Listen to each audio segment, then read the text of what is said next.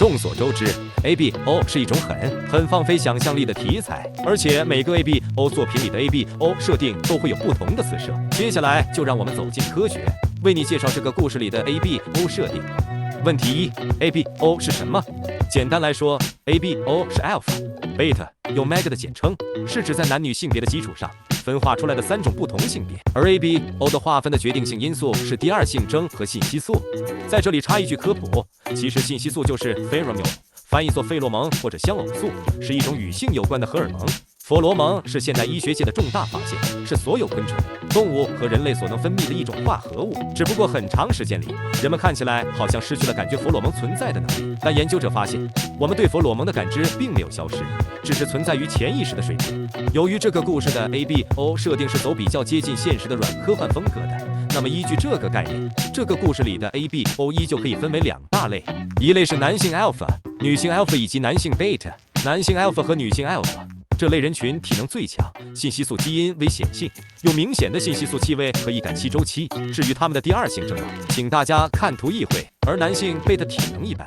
信息素基因为隐性，无信息素气味，无明显周期，他们就好比现实中的普通男性。第2大类则是男性 Omega、女性 Omega 和女性 Beta。男性 Omega 和女性 Omega 体能最差，信息素基因为显性，有明显的信息素气味和发情周期，他们的第二性征如图所示。而女性贝塔体能一般，信息素基因为隐性，无信息素气味，无明显周期，他们等同于现实中的普通女性。基于以上的设定，男性 Alpha、女性 Alpha 和男性 Beta 这一大类群体的生理功能等于男性，所以上厕所请走男厕。男性 Omega、女性 Omega 和女性 Beta 的生理功能等于女性，所以上厕所走女厕即可。在这个故事里，除了性别，人类的社会发展程度和现实一致，因此我们也可以想象在 ABO 世界里，虽然人们开始逐渐认识到生理性别和心理性别是2回事，开始有人提出应该细分厕所分类，但只设置男女厕仍是主流的习惯。这种情况就好比现实中有人倡议设立专门的跨性别人群厕所，但能够实施的只有少数地方。这样来看 ，ABO 世界的医院应该也是和现实世界中的医院类似，科室按照功能划分即可。比如妇产科就会统一接待女性 Beta、女性 Omega 和男性 Omega， 只不过在这个故事设定里，男性 Omega 的怀孕几率只有1%。大家看到一个男性 Omega 怀孕，就好比看到一个60-70岁高龄老太怀孕一样稀奇。解决了设定问题，剩下的就是实拍问题。虽然我们是个贫穷剧组，但秉持着对作品质量的追求，我们依旧每个场景的取景都非常用心，力求还原故事设定。比如医院部分的拍摄 ，ABO 世界的男主公是一个有钱人，他带男主受去的应该是专门预约的高端私立医院，所以我们在看景时调查了当地的情况，了解到当地最好的高端私立妇产医院是厦门如新妇婴医院。对于如新这么好的医院，贫穷剧组的我们经费有限，其实是没信心一定能聊成合作的。但幸运的是，在经过几轮的沟通后，我们很荣幸最终得到了场地借用许可。没想到如新医院对我们年轻人的创作十分理解支持，在此我们再次感谢如新医院。在确定能够和医院合作借景后，我们还跟着医院的医生专家了解了一番医院的发展情况和有关产检的专业知识，比如影片中哪些环节护士应该戴口罩、戴手套等，都得到了专业的指点和纠正。接下来是对医院的采访了解花絮，朋友们请看。Hello， 你们好。对，你们好。特别感谢。然后我们今天就是有一些这个医院的戏份在你们这边拍嘛，然后也是想说了解一下你们医院的一个背景啊、环境啊，就是我好像听小牛说你们的医院是一个私立的妇产医院，对吧？对。我们如新医院的话，它是由香港的华茂集团的这个基金会来投资的，也是湖里区招商引资进来的一家港资的一家医院。然后我们如新妇医院其实也可以叫如新医院。妇婴这2个字的概念，就是因为我们要凸显我们妇产科就是产科它一站式服务的这样的一个理念。我们适合孕育生命怀孕的这种女性呢，她可以从备孕开始，然后到产检，再到分娩，就是生产，你可以选择顺产、剖宫产，然后再到我们生完宝宝的月子中心，再到产后看护。那它是一站式的这个闭合的这样的一个循环。然后宝宝出来以后，我们从宝宝的一出生到满月到42天到3个月，一直6个月到1岁、2岁、3岁到6岁，就一直到宝宝14岁，它都有儿科的一整套的体检。那这个就是妇儿板块的。然后其实我们还有涉及到我们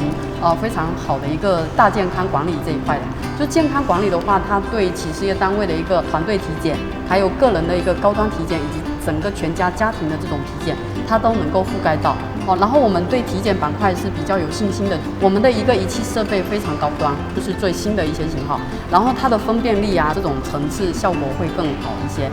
再一个就是 CT 或者是一些就是我们会选择辐射是最小的这种效果，然后还有一些高清的，比如说乳腺的钼靶还有就是彩超声的这个它的一个显示的分辨率效果都会比较好然后像老人家的这一块，比如说年纪大了有涉及到骨质疏松，那我们可能会有一个精标准的一台仪器，就是双能的这个 S 线的仪器就是这台测了以后，其实可以很多预防老年性因为骨质疏松带来一些骨折。再一个的话，因为我们如新医院它是一个医疗综合体，也是一个比较高端的这种医疗平台，我们引进的这些主任专家都是公立3甲医院出来的一些大主任，对他们有一些是有退休在这边坐诊的，也有一些是多点职业在这边。然后我们也有院内自己的一些主任都是很棒的就是整个项目数一数二的，他都是当专家组委级别的，所以呢，在这里既能够得到非常好的一个安全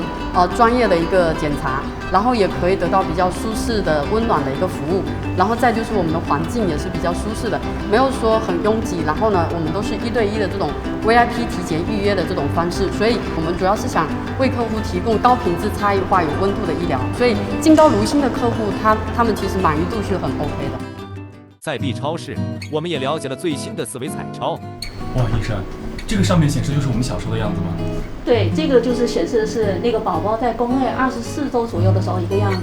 因为这个就是我们比较先进的一个机翼的美国机翼公司的 Volution 的一个机器，我们这台是妇产的专用机器，也就是说到目前为止的话，它是全球最先进的一台。然后我们就是它的技术不单可以，就是你看我们4维的颜面非常清楚，我们2维也是非常清楚，是吧？然后它不单可以看到我们宝宝的颜面，包括脊柱啦，然后心脏啦，这些都是可以显示的。这么小就能看清楚了？对，是。而且就是你看我们之前最早以前可能像你们小时候是吧，妈妈怀里面的时候，可能我们只能看到一个2维的图像。你看像这边就是2维的图像，我们这个时候就是可能非常模糊，是吧？就是连鼻子啊、嘴巴我们可能都不太分得特别清楚。然后，但是我们有了这个4维技术以后，我们不单可以看到一个3维的成像，我们加上了一个时间轴，你看宝宝在里面打哈欠，是不是？鼻子都能看清楚。对，是。